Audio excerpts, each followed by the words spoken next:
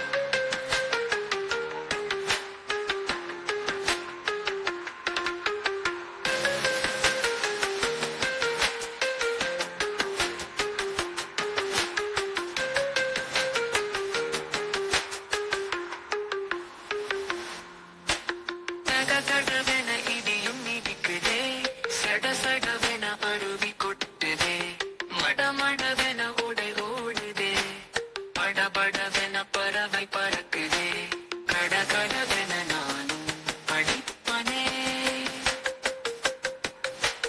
கடகடவென நானும் படிப்பனே. கடகடவென இடியும் இடிக்குதே, சடசடவென அருவி கொட்டுதே, மடமடவென உடை ஓடுதே, படபடவென பறவை பறக்குதே, கடகடவென நானும் படிப்பனே, கடகடவென நானும் படிப்பனே.